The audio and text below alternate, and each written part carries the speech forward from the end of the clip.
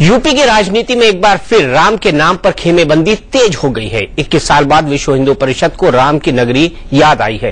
VHP से जुड़े साधु संतों ने 84 कोसी परिक्रमा का शंखनाद कर दिया है, जबकि यूपी सरकार अड़ी हुई है कि वीएचपी को मनमानी की छूट नहीं दी जाएगी।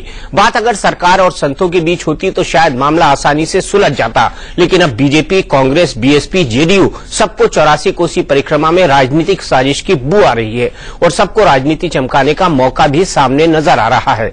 आम चुनाव सर पर है, ऐसे में ये बड़ी बहस का मुद्दा बन गया है कि वीएचपी 84 कोसी परिक्रमा करना चाहती है या फिर यूपी की 80 लोकसभा सीटों के लिए कोई चक्रव्यूह तैयार हो रहा है। क्या एक बार फिर राम के नाम पर राजनीति शुरू हो गई?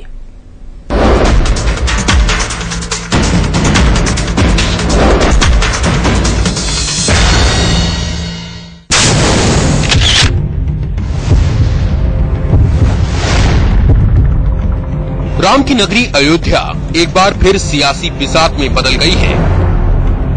विश्व हिंदू परिषद की 84 कोसी परिक्रमा पर यूपी सरकार ने प्रतिबंध लगा दिया है और वीएचपी के नेता हुंकार भर रहे हैं कि साधु संतों की ये धर्म यात्रा होकर रहेगी। संत भी पहुंच जाएंगे और जनता भी वहां पर भारी संख्या में पहुंचेगी। अब पद यात्रा करेगी, कौन रोकेगा उसको? कीमत क्या है? आप कीमत लेना चाहते हैं, लोगों की जान लेना चाहते हैं, देख लें एक बार, पहले भी कर चुके हैं ये बात। अयोध्या में 84 कोसी परिक्रमा की परंपरा सदियों पुरानी है। मान्यता है कि अयोध्या में राम का राज्य 84 कोस यानी करीब 300 किलोमीटर के दायरे में फैला था।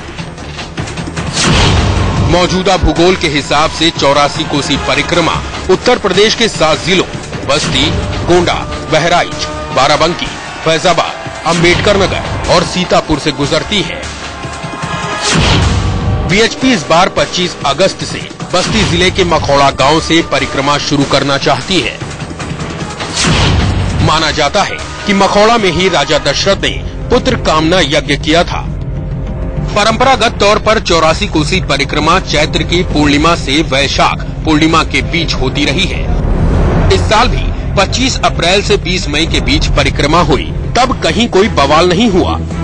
इस बार विश्व हिंदू परिषद ने 25 अगस्त से परिक्रमा का ऐलान किया तो यूपी सरकार ने कानून व्यवस्था के नाम पर इजाजत देने से इनकार कर दिया।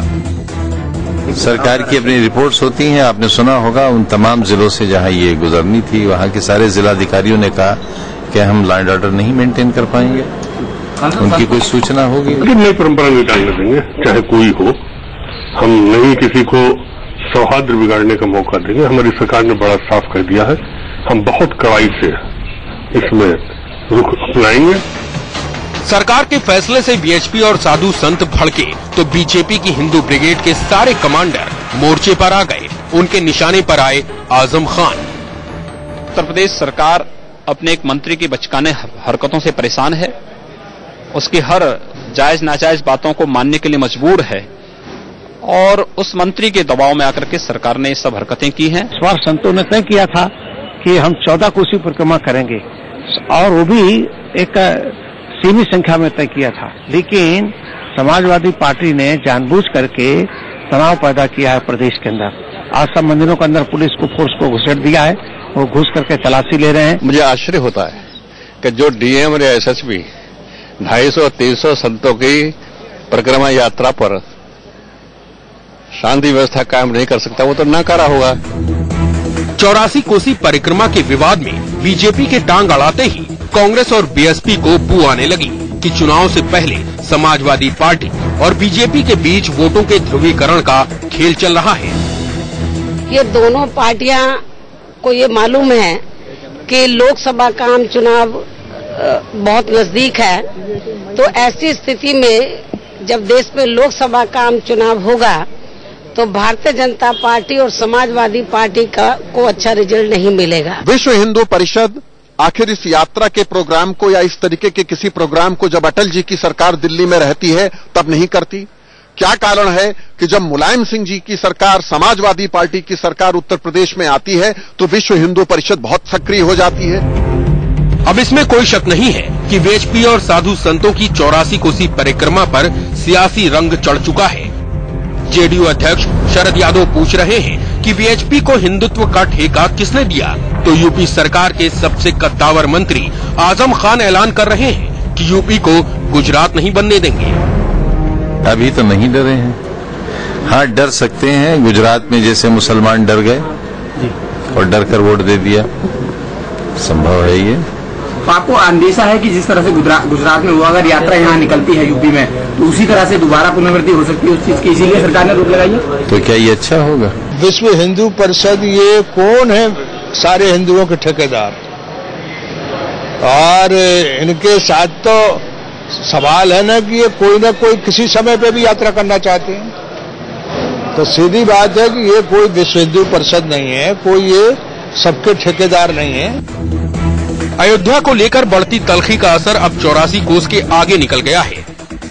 अवध से लेकर पूर्वांचल तक के 1 दर्जन से ज्यादा जिलों में पुलिस ने चौकसी बढ़ा दी है। वीएचपी के तेवर और राजनीतिक सरगर्मी देखकर सबको एक ही डर सता रहा है कि राम के नाम पर वोट की राजनीति फिर तो नहीं शुरू होने जा रही। हरिद्वार में धर्मेंद्र चौधरी और दिल्ली में राकेश सिंह के साथ मिथिलेश कुमार, दिल्ली, इंडिया न्यूज। तो इसी पर बड़ी बहस करने के लिए हमारे साथ तमाम वरिष्ठ नेता जुड़े हुए हैं। विनय कटियार भारतीय जनता पार्टी के वरिष्ठतम नेताओं में से एक, वो हमारे साथ जुड़े हुए हैं। शैलेंद्र कुमार साहब जो एमपी हैं लोकसभा के समाजवादी पार्टी से, वो हमारे साथ जुड़े हुए हैं। अखिलेश प्रताप सिंह कांग्रेस के राष्ट्रीय प्रवक्ता, वो हमारे साथ जुड़े हुए हैं। स्टूडियो में हमारे पॉलिटिकल एनालिस्ट और सीनियर जर्नलिस्ट अवधेश कुमार जी हमारे साथ हैं। विनय जी, सबसे पहला सवाल, चुनाव के ठीक पहले एक बार फिर से राम की याद आ गई, तो राम के नाम पर इस बार फिर वोट मांगा जाएगा और फिर से ध्रुवीकरण की तैयारी हो रही है आपकी और समाजवादी पार्टी की? नहीं, ये देखिए, ये बिल्कुल गलत बात है कि जिस प्रकार की बात कही जा रही कि चुनाव के कारण से सारी स्थितियां बनाई जा रही, ऐसा बिल्कुल नहीं है।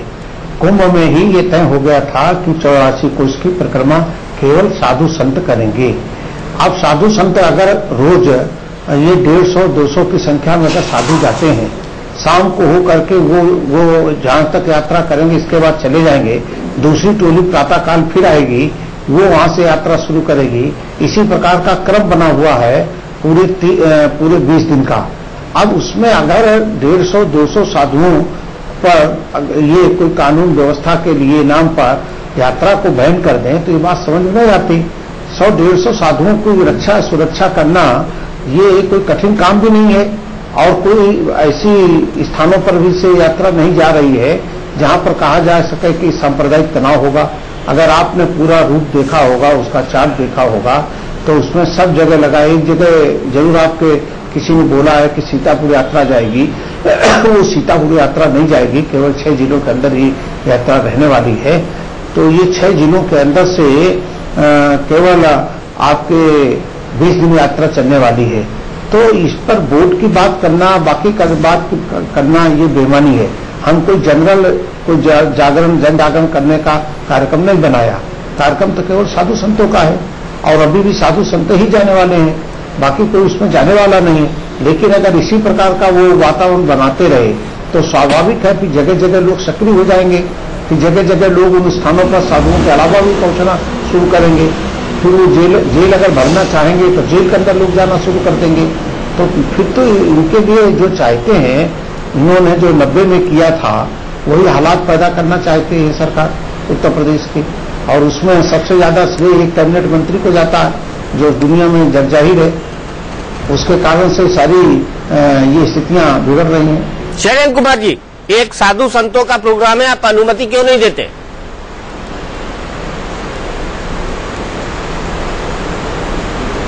ये साधु संतों का कार्यक्रम नहीं है, केवल राजनीतिक कार्यक्रम है।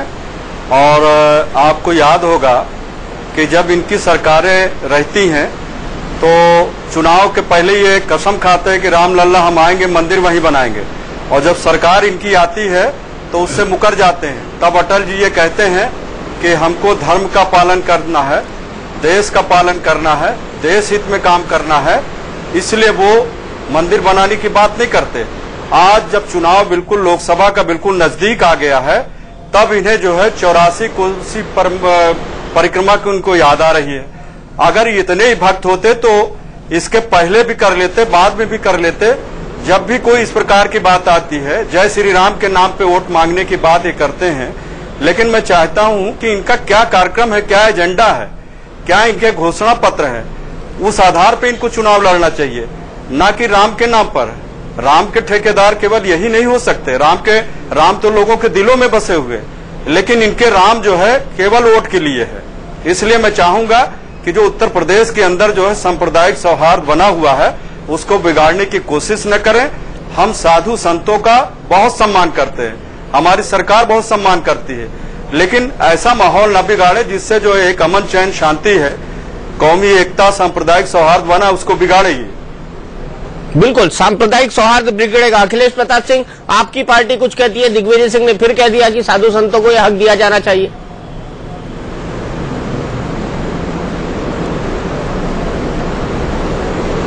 देखिए दीपक जी, किसी को ये नहीं पता कि 84 कोसी परिक्रमा अंतिम बार कब हुई है। 5 कोसी 14 कोसी हमेशा होती है और कभी भी कोई कर सकता है। वैसे अमूमन जो उसका मुहूर्त ज्यादा होता है दीपावली के इर्द गिर्द होता है, लेकिन कभी चर्चा में नहीं आती है।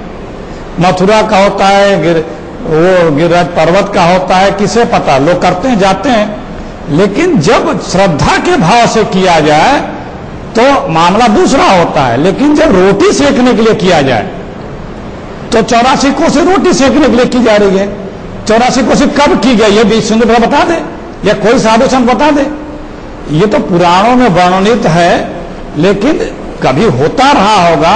हमने बहुत पता किया है, 25, 50, 100 साल में भी कभी इस यात्रा का कहीं भी ऐसा जिक्र नहीं है कि ऑर्गेनाइज्ड वे में हुआ हो। और 5 कोसी 14 कोसी हमेशा होता है। और ये सब जैसे मोदी भी जब से आए हैं तो उनका एजेंडा क्लियर है। बीजेपी कभी भी हिंदुस्तान में सामाजिक कार्यक्रमों, राजनीतिक कार्यक्रमों, आर्थिक कार्यक्रमों से चुनाव लड़ी नहीं है। वो कम्युनल एजेंडे पर चुनाव लड़ी है, फिर इस बार कम्युनल एजेंडे पर चुनाव लड़ने की तैयारी कर रही है। वो भूल गई है कि इनकी कलई खुल चुकी है यूपी में, पहचान चुके हैं लोग राम के नाम पे, सारे चीजों के नाम पे अनायास वो प्रयास कर रहे हैं। कैसे किसी को कहा जाए कि आप पूरे हिंदू धर्म के आप ठेकेदार बनते हैं? बिल्कुल, क्या है भाई, आप जिस साधु को यात्रा करनी होती है करता ही है, उसे क्या, किसे क्या पता है? अगर कहीं 10 साधु चले आते हैं, वो लोग करते होंगे, श्रद्धालु लोग, वो इसलिए थोड़ी करते हैं कि हम करने आ रहे हैं। उसका पॉलिटिकल एजेंडा, फोटो और उसका राजनीतिक निहितार्थ निकालने के लिए किया जा रहा है। संत जो भी या कोई भी व्यक्ति पूजा अर्चना करता है या कोई परिक्रमा करता है तो उसमें धार्मिक आध्यात्मिक नाते करता है, इसलिए नहीं करता है कि चर्चा हो और माहौल बिगड़े। बिल्कुल बिल्कुल, अवधेश जी से पूछते हैं। अवधेश जी, इन्हें पता चलवा करके माहौल बिगाड़ना है, ये धार्मिक या ये उसे। अवधेश जी के पास चलते हैं। अवधेश जी सीधा पर्सपेक्टिव रखेंगे, खुला पर्सपेक्टिव रखेंगे, क्योंकि दोनों पॉलिटिकल पार्टी को हमने सुन लिया है। कमोबेश समाजवादी पार्टी और कांग्रेस दोनों की भाषा एक जैसी है। अवधेश जी, क्या आपको लगता है बात उतनी सीधी है जितनी विनय कटियार जी समझा रहे हैं, और जितना पॉलिटिकल अटैक इन पर हो रहा है, क्या राम के नाम पर वोट लेने की एक बार फिर से तैयारी है? मैं इसका सीधा उत्तर देने के बजाय मैं दूसरे परिप्रेक्ष्य में जाऊंगा, लेकिन अखिलेश जी और शैलेंद्र जी के जवाब का उत्तर जरूर। अखिलेश जी को शायद पता होगा कि वहां की कलेक्टर ने ही ये बयान दिया है कि 84 कोस परिक्रमा इस बार भी हुई है और वो पूरी हो चुकी है, चैत्र और बैसाख के महीने में होती है। दूसरी बात यह है कि देखिए, मान लीजिए कार्तिक महीने में गंगा स्नान का विधान है दीपक जी, लेकिन मेरी इच्छा है कि मैं चैत में जाके नहाऊं, तो क्या इसलिए रोका जाएगा कि ये परंपरा नहीं है? भारत में परंपराओं के पीछे कई प्रकार की सोच रही है। मैं अधिकृत व्यक्ति नहीं हूं धर्म के मामले में बोलने का, लेकिन देश के अनेक साधु संतों की मान्यता है कि कोई स्थापित कोई धार्मिक मान्यता इसके समय को लेकर के नहीं है। और मैं दूसरी बात ये कहना चाहूंगा कि ये कोई एसएसपी और कलेक्टर कैसे तय करेगा कि धार्मिक यात्राएं कब निकलनी चाहिए। और तीसरी बात कि अगर उद्देश्य राजनीतिक भी हो तो भारत के कानून और संविधान में यह कहां लिखा है कि अगर कोई संगठन राजनीतिक उद्देश्य से यात्रा निकालती है तो उसको रोका जाए।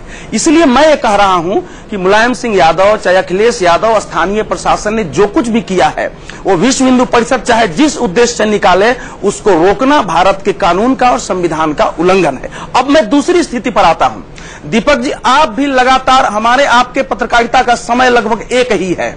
जरा गहराई से अगर 7-8 महीनों को देखिए तो ऐसे लगता है जैसे इतिहास का चक्र पुनः घूम के 1990 की स्थिति में पहुंच गया है। एक होता है समय का प्रवाह और एक होता है समय का चक्र। संपूर्ण देश में इस समय का माहौल अगर आप देख लीजिए तो ठीक उसी हालात में भले ही उस समय के पात्र अलग हैं, इतिहास में परिस्थितियां, पात्र, प्रकृति, कारण अलग अलग होते हैं, लेकिन उसकी पुनरावृत्ति होती रहती है। वही मुलायम सिंह यादव हैं, वही विश्व हिंदू परिषद है, वही अयोध्या है। उस समय भले आडवाणी महापुरुष थे, इस समय मोदी जैसा एक पुरुष है जिसको लेकर के एक नई पीढ़ी के अंदर एक सांस्कृतिक राष्ट्रवाद का नई उद्वेलन पैदा हुआ है।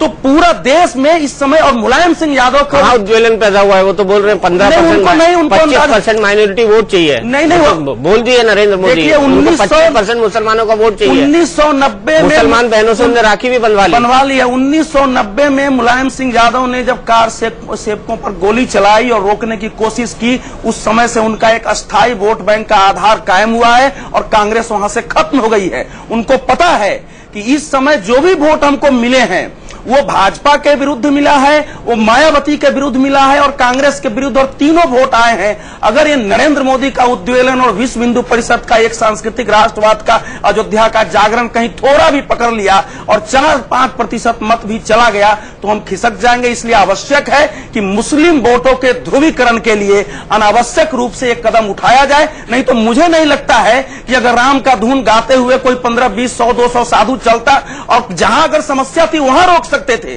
कि यहां समस्या है, अगर उसमें कहीं वो ऐसा भाषण होता उनको अरेस्ट कर सकते थे।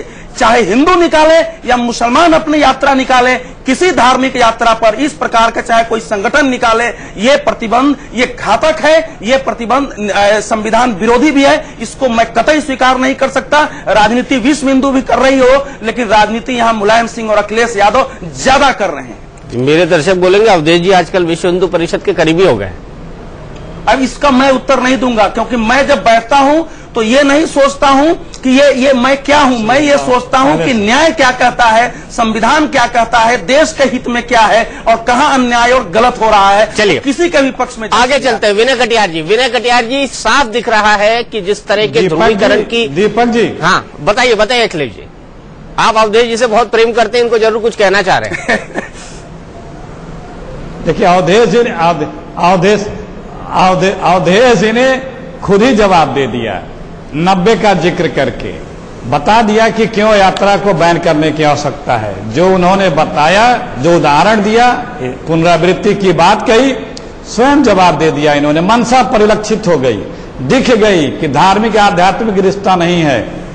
क्या करना चाहते हैं, छिपा एजेंडा, हिडन एजेंडा खुल के बता दिया अवधेश जी ने। अभावावेश में आके बता गए, थोड़ा बचाने का प्रयास करता हूं, लेकिन देखिए उन्होंने जो कहा, इसका मतलब मैं बोलता हूं कि कुछ इतने दिन से आपके हमारे उन्होंने बताया होता है।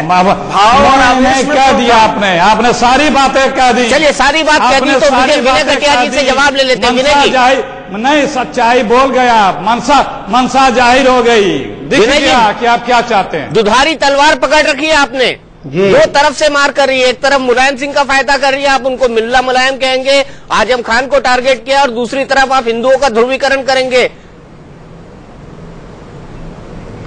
न मैं हिंदू का ध्रुवीकरण कर रहा हूं, न मुसलमान का ध्रुवीकरण कर रहा हूं।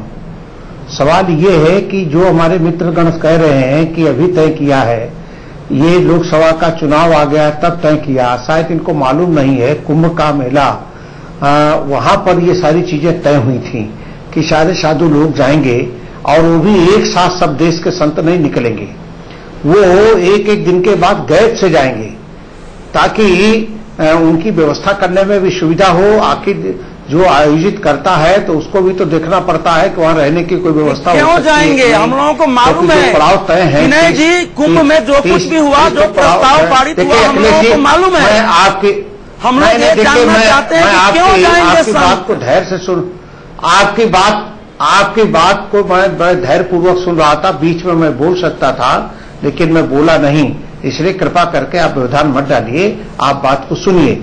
और वो जाने, जब साधु संतों ने तय किया कि हम 84 कोस की परिक्रमा करेंगे, तो 84 कोस की परिक्रमा में कौन सा तूफान आ गया। कोई भी अगर जाए, क्या अगर इतने सक्षम नहीं है कि इसकी व्यवस्था कर सके, तो मेरे समझ नहीं बात आ रही। दूसरी बात, कोई ऐसा तनाव वाला इलाका नहीं है जहां रात्रि का विश्राम है, वहां पर भी कोई तनाव नहीं पैदा हो रहा है। तो ये जानबूझ करके कांग्रेस के इशारे पर मुलायम सिंह जी ने रणनीति बनाई कि इसको एक बार बैन कर दो और फिर पूरी फोर्स डाल दो इन जिलों के अंदर। अभी आपको मालूम नहीं है, सब जगह उन्होंने फैजाबाद जिले के अंदर आज ही 10 स्थानों पर अस्थायी जेल बना दी है, जबकि कोई उसमें पब्लिक जाने वाली नहीं है। पब्लिक को बुलाया नहीं गया क्योंकि साधु संतों ने अपना कार्यक्रम तय किया, संत लोग उसमें जा रहे हैं। लेकिन अगर इसी प्रकार की स्थिति बनती रही, इसी प्रकार से हल्ला ये लोग मचाते रहे, तो संतों का अपमान हम लोग बर्दाश्त नहीं करेंगे। फिर स्वाभाविक है खुल करके सड़क पर आएंगे। आपको जेल के अंदर डालना है तो जेल के अंदर आप डालिए, यात्रा तो हम निकालेंगे ही निकालेंगे। अब यात्रा को तो हम रोकने वाले नहीं। अब उसके लिए आपको जो कहना हो वो कहिए, उसकी हमको चिंता नहीं है। लेकिन सवाल है इस देश के अंदर जगह अगर आपको ये नहीं मालूम है कि यात्रा 84 कोस की यात्रा कब निकलती है, निकली भी है कि नहीं निकली है, इसका आप प्रश्न उठाते हो, तो मुझे दुख होता है कि कम से कम इस चीज को तो जान लीजिए। गोवर्धन पर्वत की परिक्रमा एक विशेष अवसर पर होती है साल में एक बार, लेकिन इसके बावजूद भी साल भर यात्रा चलती है। हम चित्रकूट जाते हैं, कामदगिरी की परिक्रमा साल में एक बार निश्चित तिथि पर भारी संख्या में होती है, फिर पूरे साल भर चलती है यात्रा। जो जिसकी इच्छा होती है वो यात्रा करता है। हम ही जाते हैं तो हम यात्रा वहां पर करते हैं। आप अयोध्या के अंदर पंचकोसी परिक्रमा का एक समय निश्चित है, इसके बाद भी सब पंचकोसी यात्रा करते रहते हैं, 14 कोस की भी यात्रा करते रहते हैं। 84 कोस की चूंकि लंबी दूरी होती है, इसलिए लोग जो बहुत श्रद्धावान होते हैं वो लोग 84 कोस की यात्रा करते हैं। तो यात्राएं तो हमारे यहाँ हमेशा चलती रहती हैं, इसको कभी किसी ने रोका नहीं है। लेकिन मैं इधर देख रहा हूं कि जैसे सारे लोग एकदम से 150-200 संत निकले अभी निकले भी नहीं है, हाहाकार मच गया है, सबके पेट में दर्द शुरू हो गया है। ये क्यों दर्द शुरू हो गया ये बात समझ में नहीं आ रही है। कहां पर हम सांप्रदायिक तनाव पैदा हो रहा है इससे? अगर 200 संत निकल गए तो उससे सांप्रदायिक तनाव पैदा हो गया। और बसों के अंदर भर के लिए जारैन के लिए यात्रा करते हैं तो उसके लिए लोगों को दर्द नहीं होता, जब जाते हैं तो कई जगह दंगा हो जाता है, उसमें प्रशासन है। सच बात तो ये है कि समाजवादी पार्टी की सरकार वर्तमान समय में प्रदेश के अंदर कानून व्यवस्था स्थापित करने में नाकाम रही है। इस समय विकास का काम भी ठप पड़ा हुआ है, सारा काम सरकार का अस्त व्यस्त है, सरकार अलोकप्रिय हो गई है। इसके कारण से उसने ध्यान बटाने के लिए इस यात्रा पर प्रतिबंध लगाने के लिए सोची है, और बाकी कोई कारण नहीं है, क्योंकि वो सरकार ठीक ढंग से चला नहीं पा रहे। शैलेंद्र कुमार जी, क्या कहेंगे आप इस पर? फायदा तो आपको भी हो रहा है, आप भी मुसलमानों का ध्रुवीकरण कर रहे हैं। आजम खान की ये बात सुनके कि उन्होंने कह दिया कि वीएचपी से मिलना गलत था, नेताजी डर गए तो उन्होंने यात्रा रोक दी।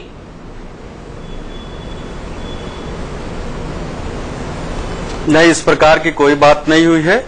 रहा सवाल कि जब साधु संत कोई भी मिलने के लिए आता है, कोई मेहमान आता है, तो उसका आदर सम्मान किया जाता है, लेकिन इस प्रकार की छूट कतई नहीं दी जाएगी संवैधानिक रूप से। अभी अवधेश जी कह रहे थे कि इसको रोक के संविधान और कानून की धज्जियां उड़ाई जा रही हैं। आपको मालूम है कि अयोध्या का प्रकरण, राम जन्मभूमि का प्रकरण जो है सुप्रीम कोर्ट में मामला लंबित है। जब वहां पे लंबित है तो इस प्रकार के 84 कोसी परिक्रमा का ऐलान करना और ये सरासर गलत है। किसी के डर और भय की बात नहीं है।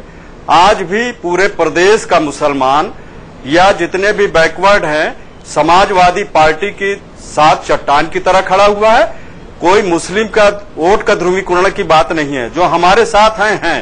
और रहा सवाल ये सरकार चलाने की बात कर रहे हैं, सरकार चलाने का सलीका हमको इससे नहीं सीखना है। हम चराग बिल्कुल चला लेंगे कि समन वोट आपको नहीं देने वाला है। विनय कटियार जी बोल रहे हैं भाई, आप अंतर्यामी हैं, आप ज्योतिषी हैं, इसका मैं जो है सम्मान करता हूं, लेकिन जो है आपसे हमको नहीं सीखना। लोगों को काट दिया क्या? मान लिया कि समन आपको वोट नहीं दे रहा है?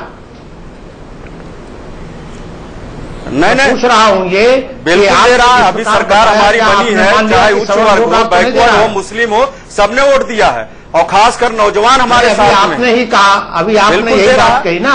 बिल्कुल दे रहा, साथ है। नहीं, अभी तो आपने यही कहा कि केवल मुसलमान और मैंने आपसे ये कहा है कि अभी हमारी सरकार जो बनी है उसमें मुस्लिम सभी ने वोट दिया है। अच्छा चलिए, अब ये आपका वर्जन है, आप इसको अपने पास रखिए ना। अभी हमारी सरकार बनी है, स्पष्ट बहुमत की सरकार बनी है, कोई गठबंधन की सरकार नहीं है। सरकार तो बन गई शैलेंद्र जी, बट सड़क चलाने का हमें सलीका नहीं सीखना, हमें सरकार चलाना आता है। शैलेंद्र जी, सरकार तो बन गई पर सड़क के चल रही है, वो कट्टरपंथी चला रहे हैं। आपको सरकार चलाना आता है, मुलायम सिंह जी को चलाना आता है, बिल्कुल सड़क के नहीं चल रही है। आने वाले समय में आपको पता लग जाएगा। लोकसभा का चुनाव है, दूध का दूध पानी का पानी हो जाएगा। हाँ, वो तो कट्टरपंथियों के। विनोद बंसल जी विश्व हिंदू परिषद की तरफ से हमारे साथ जुड़ गए। विनोद बंसल जी, आपने समाजवादी पार्टी सरकार का तथ्य सुना, आपको क्या लगता है, उनका फैसला जायज है? देखिए, जिस तरह की बातें कह रहे हैं कि भाई संत स्वागत योग्य हैं, संतों को स्वागत करना चाहिए, उनका सम्मान करना चाहिए।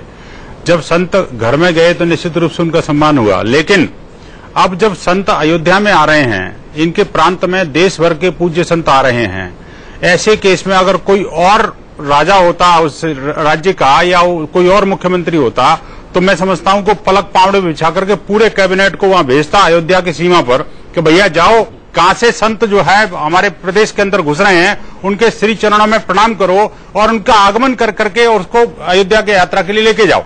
इतना बड़ा सौभाग्य इस प्रांत का है। मुख्यमंत्री अखिलेश यादव जी को सोचना चाहिए कि अपने पूरे कैबिनेट को अपने उत्तर प्रदेश की सीमा में भेज करके और वहां पर सारे पूज्य संतों का स्वागत करके और यात्रा का पूरा प्रबंध अपनी तरफ से करते, तब तो आता मजा। देखिए, यात्रा निश्चित रूप से मिलेगी सजा अगर आप संतों से भिड़ोगे ना। जो संत शांति के दूत होते हैं, जिन संतों की आज्ञा पर पूरा हिंदू समाज चलता है, पूरा विश्व के कल्याण की बात वो करते हैं, ऐसे संतों की धार्मिक यात्रा को अगर आप प्रतिबंधित करोगे तो आप क्या कहना चाहते हो? आप क्या संदेश देना चाहते हो देश को? अवधेश जी भी हिंदू हैं, वो आपके हिसाब से नहीं चल रहे हैं। क्या बोलते हैं, अखिलेश जी भी हिंदू है, अखिलेश जी भी हिंदू है, शैलेंद्र कुमार जी भी हिंदू है, ये कहाँ चल रहे हैं? कुछ कहना चाह रहा हूँ, मैं कहना चाहूंगा। शैलेंद्र कुमार जी का जवाब ले ले, फिर आता हूँ अखिलेश जी आपके पास। मेरी बात सुन लीजिए। भगवान राम जो है सच्चाई पे मर्यादित पुरुष थे। उन्होंने पूरे विश्व के कल्याण के लिए कहा था। आप मर्यादा क्यों तोड़ रहे हो भाई साहब? सर्वे भवन्तु सुखिनः सर्वे सन्तु निरामया, बहुत बढ़िया, सर्वे भद्राणि पश्यन्तु मा कश्चित् दुःखभाग् भवेत्। केवल जो है अयोध्या की बात नहीं है, यहाँ पे पूरे जो है, चाहे वो हिंदू हो मुस्लिम, सबके सम्मान, सबके जो है, सबके भावनाओं का कद्र करना चाहिए। लेकिन संतों की आप जो है हिंदू मुसलमान की करोगे आप, लेकिन संतों की नहीं।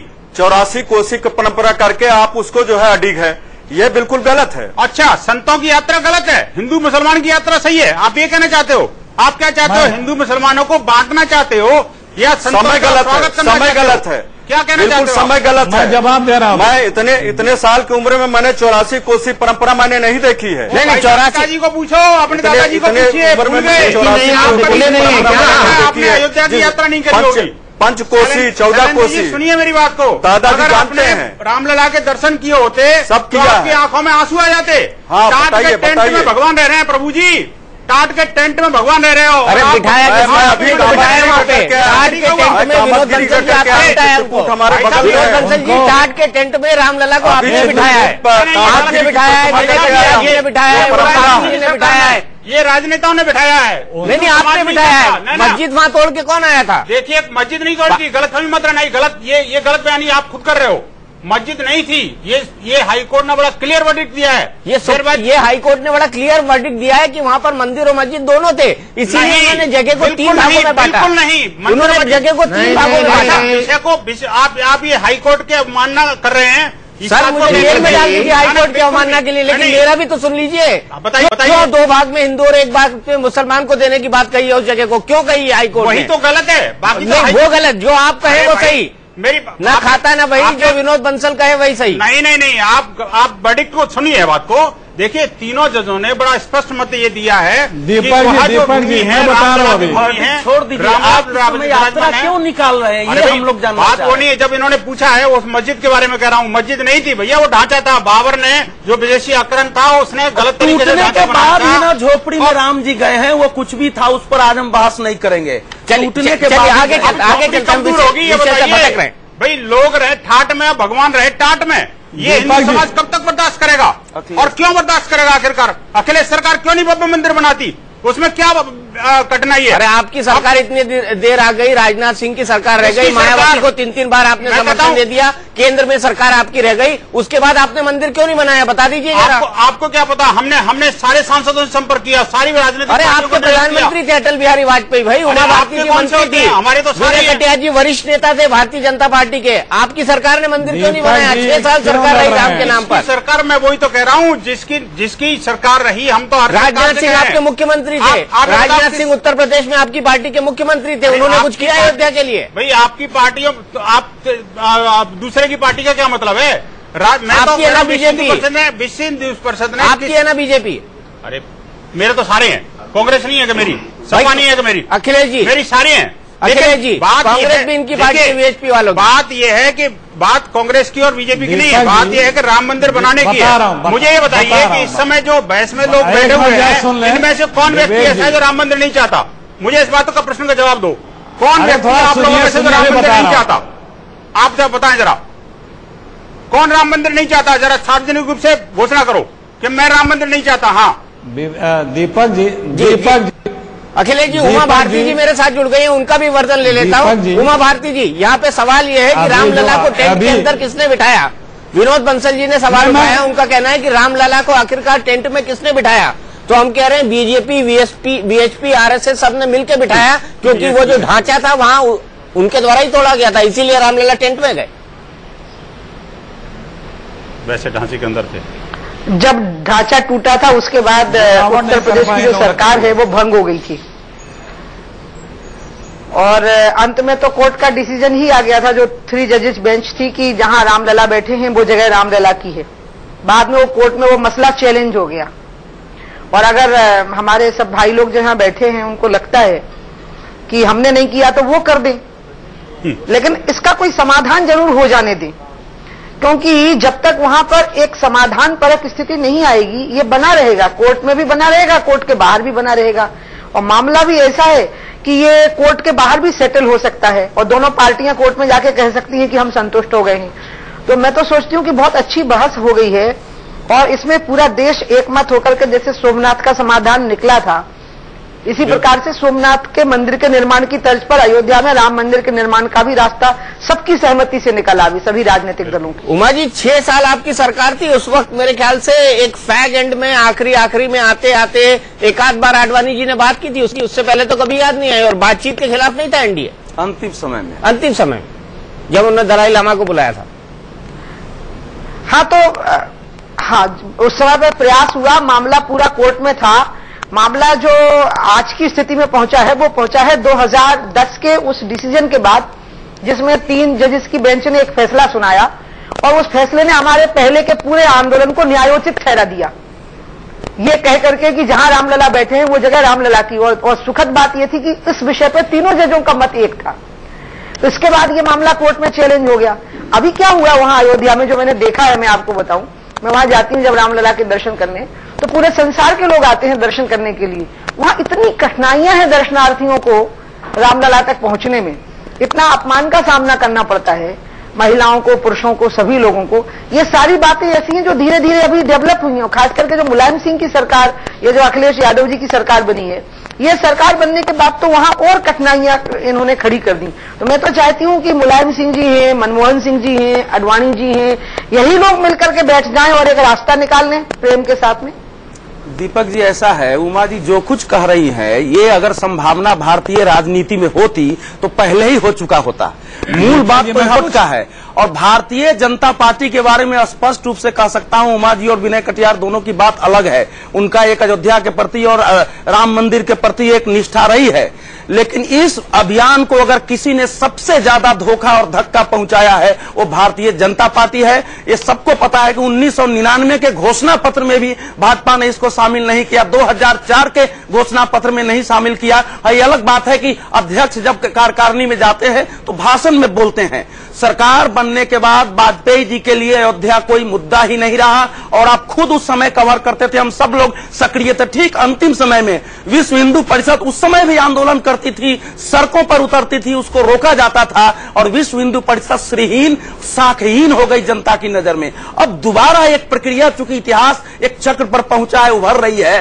भारतीय जनता पार्टी के नेता के रूप में अगर कोई अयोध्या के मामले में बोलता है तो देश उस पर कभी विश्वास नहीं कर सकता है। बड़ी बात आप प्रहसन हो जाता है। विश्वसनीयता का संकट पैदा हो गया विनय कटियार जी आपके सामने। अब आप जब राम की बात करते हैं, अयोध्या की बात करते हैं, लोग हंसते हैं। आप नहीं, ये बात ठीक है, लेकिन ये भी बात ठीक है कि जिस प्रकार का संघर्ष वहां चालू किया गया वो कोई आसान काम नहीं था और बहुत दिनों तक संघर्ष चलता रहा। और जहां तक वाजपेयी जी के सवाल का विषय का है, मुझे याद है कि बहुत कुछ रास्ता निकल चुका था। कदाचित अगर थोड़ा और समय मिलता तो राम मंदिर वहां पर बातचीत के माध्यम से ही बन जाता। और जैसा अभी उमा जी कह रही थी, बात बिल्कुल ठीक कहा उन्होंने कि भाई देखिए, ये बातचीत के माध्यम से तो बड़े बड़े हल निकल जाते हैं। बातचीत तो कभी बंद होनी नहीं चाहिए, लेकिन हम लोग जब है तो हिंदू और मुसलमान का विषय बना देते हैं। मुसलमानों का भी एक बहुत बड़ा तबका है कि जो चाहता है कि वहां पर राम का मंदिर बन जाए, हम भी कहीं पर मस्जिद बना लें, वो भी ये कहीं चाहते हैं। समस्या अगर बातचीत के माध्यम से हल होती हो, बातचीत तो कहीं शुरू करें। मेरा कहना है कि बातचीतें नहीं शुरू हो रही, बातचीत बंद हो गई, एकदम से बंद कर दी गई बातचीत। अगर बातचीत जारी रहे तो ये फिर 100-150 साधु संत जा रहे हैं, इनके लिए इतनी बड़ी फौज लगाने की कोई जरूरत नहीं थी। आप सुरक्षा के लिए लगाते, उनकी यात्रा को आप निकलने देते, और वो यात्रा अगर निकलती तो इसमें मुलायम सिंह जी को सारे साधु संत उनको आशीर्वाद भी देते, उनको कहते भाई इतनी अच्छी व्यवस्था कर दी, बड़ा बढ़िया ढंग से यात्रा को निकाल दिया। कैसी बात करते हैं विनय भाई? धन्यवाद देते, उनको भी आशीर्वाद देते। साधु संतों का आशीर्वाद लेंगे कि मौलवी और मौलानाओं का लेंगे? आप भी कैसी बात करते हैं? किसका आशीर्वाद लेंगे मुलायम सिंह? आजम खान का? नहीं, वो ठीक है। ये निर्भर करता है, हम मुस्कुरा रहे हैं धीरे धीरे। अरे, गृह मंत्रालय की रिपोर्ट है कि वर्ष में सबसे ज्यादा दंगे जो है उत्तर प्रदेश में हो गए। 34 लोग पिछले वर्ष मारे गए, लेकिन मुलायम सिंह जी ने बाकी किसी उन सब यात्राओं पर आपके चैनल पैनल पे। हाँ बिल्कुल अखिलेश जी, मेरा बड़ा सीधा सवाल है, तो बातचीत कांग्रेस ने क्यों रोक दी? बातचीत कांग्रेस करा देती, क्योंकि ताला श्री राम जन्मभूमि का परिसर तो जो है वो राजीव गांधी जी ने खोला था, लेकिन बाद में पीछे हट गए क्योंकि मुसलमान वोट भाग गया। कांग्रेस ने जो जाने दे सुप्रीम कोर्ट में, उसका क्या हुआ ये भी पता लगे? दीपक जी लोग चुप हो तो मैं बोलूं? नहीं चुप है। दीपक जी, जो प्रकरण अदालत में है, जिसका कार्यक्षेत्र है वो जाने। बस ये है कि इन लोगों की कलई सुन लीजिए, इन लोगों की कलई खुल चुकी है राम के मुद्दे पे। अभी भी हिंदू परिषद के भाई बोल रहे थे कि साधु संत आते हैं तो पलक पावड़े बिछा लेना चाहिए था। निश्चित रूप से साधु संतों के लिए पलक पावड़े बिछाने चाहिए, और इस सरकार ने भी कुंभ में बिछाया था। हम तारीफ नहीं कर रहे हैं, लेकिन साधु संतों के लिए, सवादुओं के लिए नहीं। आजम खां जैसा व्यक्ति भी साधु संतों के दरबार में गया था, लेकिन जब साधु संत बन के आए थे, और आप रोटी सेकने के लिए जा रहे हैं, फर्क ये है। दूसरी बात, जो आज जब समाजवादी पार्टी आती है तभी ये मुद्दा गर्म होता है, ये भी पब्लिक का है, क्योंकि इस मुद्दे में इन्हीं के पार्टी सत्ता के एक मंत्री ने भी ऐसा सगुफा छोड़ दिया जिससे मुद्दा गर्म हो गया। क्यों हो गया? पब्लिक जानना चाहती है, देखना चाहती है। और तीसरी बात कि आप चुनाव आ रहा है, आपके पास कोई दूसरा एजेंडा नहीं है, कोई विकास का, राजनीतिक, सामाजिक, आर्थिक एजेंडा नहीं है, कोई आपकी पुरानी उपलब्धि नहीं है जिसके बल पे आप पब्लिक में जाके कह सकें कि हमारी ये पूंजी है, हमारा ये अतीत रहा है, आप हमें वोट दीजिए। वो इसलिए इस मुद्दे को गरमा रहे हैं। और बात करेंगे कि साधु संतों का, साधु संत ये सब करते हैं, किसको पता लगता है? रोज साधु संत कर रहे हैं। हिंदू धर्म में कभी भी कोई पूजा अर्चना करने के लिए कंफर्म डेट नहीं है, जहां मन कर जब करिए। कुछ शुभ मुहूर्तों पे लोग ज्यादा करते हैं, किसी को कोई रोक नहीं है।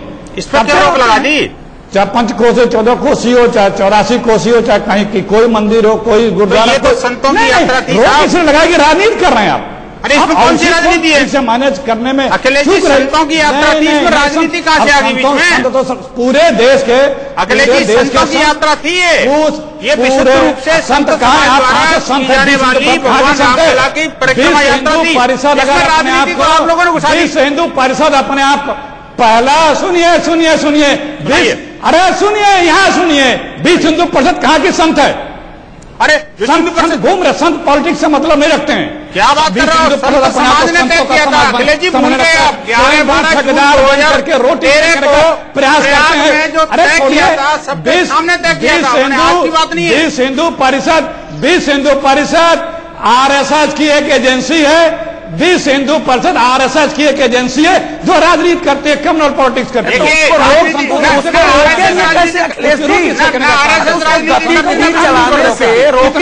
इतना बड़ा कुंभ हुआ, राजनीति करना इस देश के हर नागरिक का अधिकार है और साधु संत इस देश के नागरिक है। इतना बड़ा कुंभ हुआ, आप मैदान में उसका विरोध कर सकते हैं, लेकिन कानूनी तरीके से उसको रोकेंगे कैसे? करिए ना आप। नहीं, वो सरकार जाने, लेकिन हम जो कह रहे हैं वो ये कह रहे हैं कि आपकी नीयत में खोट है, आपके करनी पे किसी को यकीन नहीं है। पिछले 20 सालों से देखा जा रहा है कि आप इस मुद्दे को सिर्फ राजनीति के लिए, वोट के लिए, कम्युनल टेंशन फैलाने के लिए किए हैं। आपको जब अवसर मिला है तो आपने इस मुद्दे को ताक पर रख करके सिर्फ सत्ता का सुख भोगा है और कुछ नहीं किया।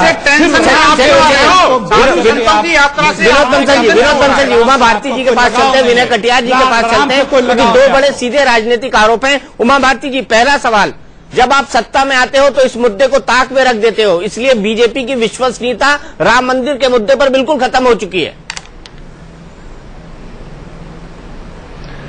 बात अभी की जो उठी है ना 84 कोस की परिक्रमा की, वो तो इस वजह से उठी है क्योंकि साधु संतों ने निर्णय किया कि हमको 84 कोस की परिक्रमा करनी है।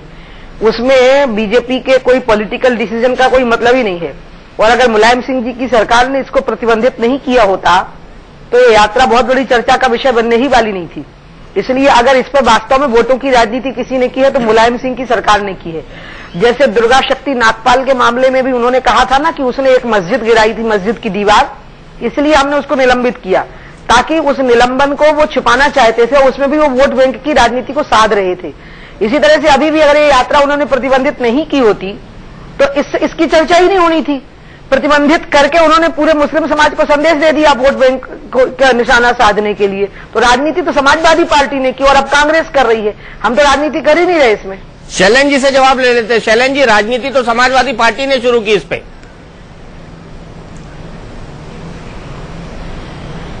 देखिए, उमा जी का मैं बहुत सम्मान करता हूं, लेकिन ये जो 84 कोसी जो परिक्रमा है इसका समय गलत था और तरीका गलत है। ने आज भी देखिए कि तीज त्योहारों पे तमाम साधु संत परिक्रमा करते हैं, दर्शन करने जाते हैं, वो कोई नहीं संज्ञान में लेता। अभी इतना बड़ा कुंभ हुआ, करोड़ों देश विदेश से लोग आए, सभी साधु संतों का वहां पे स्वागत सम्मान हुआ। यहाँ तक कि अमेरिका ने भी प्रशंसा किया, विश्व के अनेक देशों ने प्रशंसा किया। लेकिन क्या कारण है, क्या कारण है कि 84 कोसी परंपरा ये जो परिक्रमा है ये जो है बिल्कुल कंट्रोवर्सी में आई है, ये विवाद में आया है। इसको तो कम से कम भारतीय जनता पार्टी, विश्व हिंदू परिषद के लोग, आरएसएस के लोग खुद आत्मचिंतन करें कि हम क्या कर रहे हैं। सब पे चुनाव है, इसमें 2014 का चुनाव है लोकसभा का, उसको देखते हुए जब भी होता है ये राम का नाम लेते हैं। नहीं तो चुनाव में राम का नाम लेना गलत है क्या? चुनाव से पूर्व अगर कोई राम का नाम लेता है, कोई अपराध करता है क्या, मुझे बताइए। और चुनाव से राम का नाम धार्मिक यात्रा करता है उस पर प्रतिबंध लगा दोगे आप? नहीं, अपराध नहीं कर तो अपराध नहीं, क्या गलती है इसमें, मुझे बताइए इसमें गलती क्या है? जवाब दे देगी आपको, धार्मिक यात्रा में गलती क्या है, किसकी गलती है? आपकी विश्वनीयता, आपकी विश्वनीयता जो है बिल्कुल, आपकी विश्वनीयता बिल्कुल गलत है। राम का नाम लेने के लिए राम का नाम लो तो ठीक है, इसका जवाब भी आपको नाम लेने के लिए आप राम का नाम नहीं लेते हैं, आप कटचा फैलाने के लिए राम का नाम लेते हैं। दिल में होना चाहिए राम। विनय कटियार जी जवाब ले लूं। विनोद बंसल जी, विनय कटियार जी से जवाब ले लेता हूं। राम विनय कटियार जी, ये जो आरोप लग रहे हैं कि आपने एक राजनीतिक पर्पस से, एक राजनीतिक उद्देश्य से विश्व हिंदू परिषद को आगे किया, बाकी लोगों को आगे किया, संघ की जो राजनाथ सिंह जी से बैठक हुई उसमें ये कहा गया कि हिंदू एजेंडा को, राम मंदिर के एजेंडा को एक बार फिर लाया जाए, इसीलिए राजनाथ सिंह जी जो है कुंभ के अंदर जाते हैं और बोलते हैं कि मंदिर हमारे एजेंडा पर है। ये सब पॉलिटिकल एक्टिविटीज हैं, ये कहीं ना कहीं इशारा करती हैं कि बीजेपी इस बार 2 pronged स्ट्रैटेजी पे चल रही है, मोदी चले तो मोदी और राम चले तो राम। कितना बच गया आप? नहीं, देखिए ऐसा कुछ नहीं है। जिस प्रकार की बात सोची जा रही, कुंभ में तो सबको जाना चाहिए, जो जिसकी श्रद्धा है, बहुत सारे लोग गए, जो बिल्कुल अपाहिज थे वो भी गए।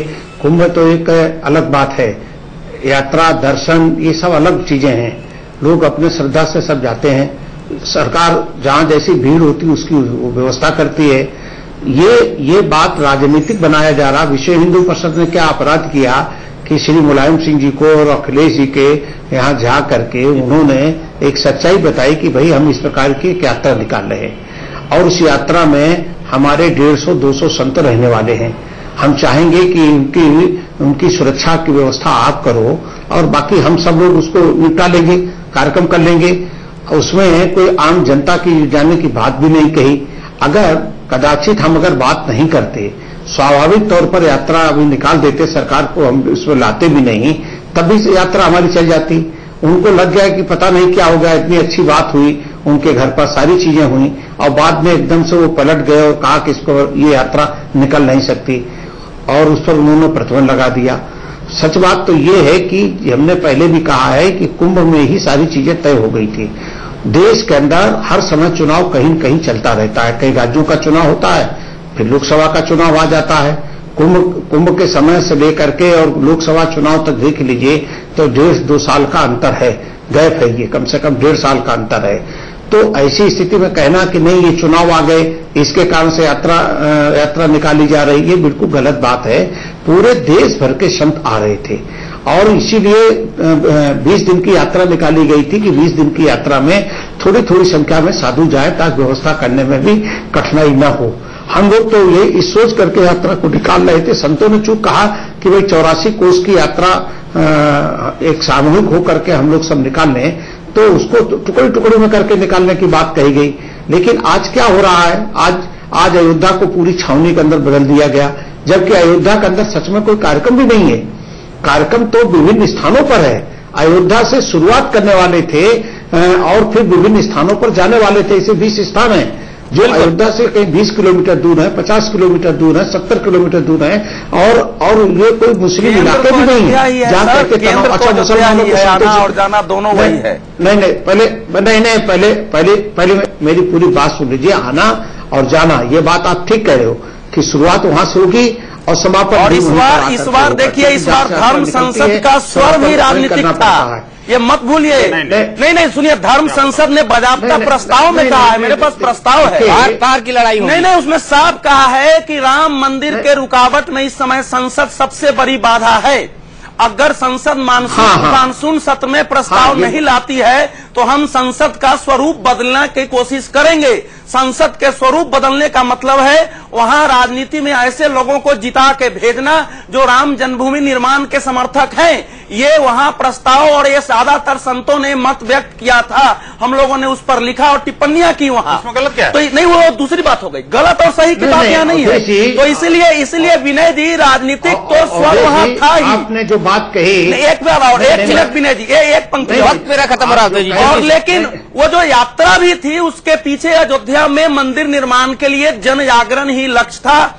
एक कार्यक्रम आपको 11 अप्रैल से 13 मई तक करना था। बात आपकी सही है, दूसरा कार्यक्रम है। नहीं, आप बात हमारी सुनेंगे, पूरी तो बात हो जाने दो। जल्दी से आप कोई क्रॉस क्वेश्चन नहीं होगा क्योंकि मेरा वक्त खत्म हो गया है। जल्दी से अपनी बात कंप्लीट करिए।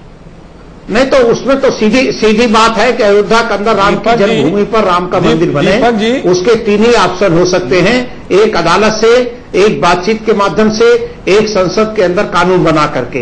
ये 3 ही एक ऐसे स्थान हैं जहां से राम मंदिर का निर्माण हो सकता है। संतों सहित पूरे देश की भावना है अयोध्या के अंदर जल्दी से जल्दी राम मंदिर का निर्माण शुरू हो और प्रदेश की जो सरकार संतों को बीच में डाल करके ये जो राजनीति करना चाह रही है, इसमें न तो किसी मुसलमान को कोई आपत्ति है, न संतों की कोई एलर्जी, न संतों के साथ कोई बिल्कुल, मुझे यही रोकना पड़ेगा। माफ कीजिएगा, मेरा वक्त खत्म हो गया। एक लाइन में बंसल जी, एक लाइन में। मैं एक बात कहना चाहता हूं सपा सरकार से, संतों के स्वागत की जगह जो 25 जेल बनाई हैं, क्या संतों को आते के साथ उनको जेल में डालने का आग्रह है आपका? ये क्या अच्छा लगेगा आपको? तो जेल में डालेंगे आप संतों को? शैलेंद्र कुमार जी, जेल में डालेंगे जल्दी से, हाँ या ना में? जेलें भी बना दिया आपने। स्पष्ट करो। दीपक, देखिए, जब आपको इतने डर है तो आपको ये कार्यक्रम में नहीं रखना चाहिए था। डर नहीं है, मेरे को डर नहीं है। आपने जो जेलें बनाई है, जरा बताएं किसके लिए बनाई है जेलें? नहीं लेनी चाहिए थी। आप जाते वहां परिक्रमा करते, आप क्यों गए वहां परमिशन लेने? परमिशन लेने नहीं गए थे, गलत मत करना। हमें किसी से परमिशन की जरूरत नहीं है। साधु संत परमिशन के जाता भाई साहब। आपको डर है, आप क्यों जा रहे हैं? नहीं, चलिए मुझे यही रोकना पड़ेगा। हो या नहीं हो दीपक जी, मुलायम दो ध्रुवीय राजनीति है, एक और भाजपा, खत्म हो, इसी रणनीति के तहत उन्होंने किया था। और मैं कह सकता हूं, और आप भी राजनीतिक विश्लेषक है, कि आने वाले चुनाव में ये और माहौल बिगाड़ने के। चलिए, मैं आप सब लोगों को जगह मेरा वक्त खत्म हो गया है, मुझे अगले कार्यक्रम की तरफ जाना है। ये भी एक सच है कि इस यात्रा से या 84 कोसी परिक्रमा से ध्रुवीकरण होगा, मुद्दा अब राजनीतिक हो गया है, ये भी तय है। लेकिन अब शायद 1990 वाली बात और हालात इसलिए ना हो क्योंकि बीजेपी और उनसे जुड़े हुए दलों की अयोध्या के मामले पर नीति और नीयत जनता के सामने है। उस लगभग 20 साल का विश्लेषण सबके सामने है। ऐसे में नए हालात इस मुद्दे को किस तरफ ले जाएंगे, देखना बेहद दिलचस्प होगा। इंडिया न्यूज पर खबरों का सिलसिला लगातार जारी है।